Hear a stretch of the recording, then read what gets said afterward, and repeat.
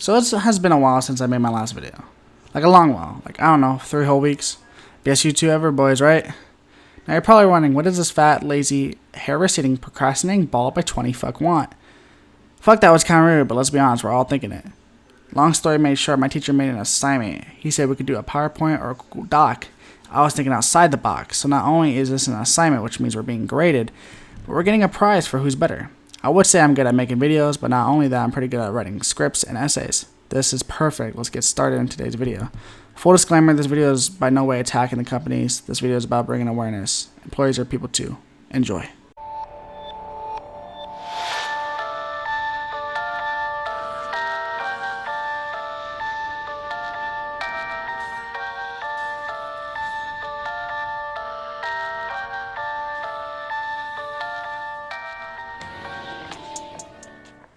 This deserves more attention.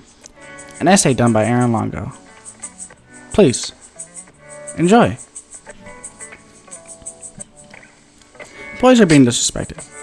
Being disrespected by the consumers and the producers, aka their bosses. And we just sit back and watch. We are part of a community that strives for change, whether that change is in-game purchases or in-game mechanics. But do you know what doesn't change? The treatment of employees. Time after time, we see the mistreatment of employees in the game industry. That's what I am most concerned with today. We are led to believe employees are treated with respect. But what if I told you the complete opposite? Money makes the world go around. The company I'm referring to is well known for manipulation, deceiving little kids, and mistreating staff. Any guesses on what company this is? When I think of GameStop, I think of a tragic love story. The love story starts off good, but it ends with one person happy, but the other miserable. Which reminds me of a short story I can share with you here. Once upon a time, there was a world that wasn't all sunshine and rainbows, but when the store opened, it became just that. Long story short, GameStop became the go-to place for games. That's where I went to until now. Now I barely go. One time I traded in Red Dead Redemption 2 for $17, and the game itself was going for $55. What the hell? This is basically robbery. In what world is this acceptable? Now I'm not going to ask for $40, but why I am asking for it for something reasonable. $25 to $30. That's reasonable. Not 17 or 10. Not only does GameStop treat their employees and treat their customers like shit, what if I told you customers are doing the same thing to them in return? There have been stories upon stories and stories of disrespectful customers relating to GameStop. These stories go as deep as gender. I know, right? Something about a game store and selling video games goes as far as gender. The gender GameStop story goes something like this. There was this GameStop employee that was having an argument with a customer. The customer was demanding his money back in a rude manner, cussing, swearing. Another customer in the store interjected saying, "Excuse me, sir, there was a young man in here. Can you please not talk like that around my son?" Apparently that person that had the argument with the GameStop employee was a transgender. She began to talk louder than before, but the anger was directed at the customer. She began yelling and saying things like, it's ma'am. As an employee, you're thinking, well shit, she has to go. She's disturbing paying customers, so the employee does the right thing. He kicks her out. As she on the way, she is slamming her hands through the racks where the video games are advertised, leaving the store in shambles. Holy shit. I mean, damn.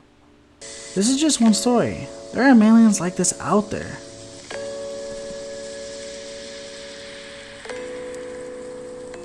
And the crazy thing is, this isn't just GameStop. These are AAA companies too. Companies like Telltale Games are one of the main companies that have brought awareness to the current issue. Telltale Games are notorious for story-driven games like the Walking Dead series or the Wolf Among Us series. No one knew Telltale would be called out for overworking employees and without pay.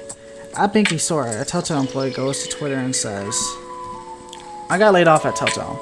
None of my sleepless nights or long hours on weekends trying to ship a game on time got me severance today. Don't work overtime unless you're paid for it, y'all. Protect your health. Companies don't care about you." Another employee goes on to say, "All I want right now is to rest for a couple days," they tweeted. "But since we got no insurance and our insurance expires at the end of the month, I don't have that luxury." Another employee provided further comment. This article was done by Ethan Garch, a journalist for Kotaku. Now this matter seemed to be resolved, but no one took action until someone said something. AAA companies don't do anything until they're told to. Telltale needs to learn responsibilities. They need to know that not giving them warnings and also not giving them pay is wrong, and they shouldn't have to be told that.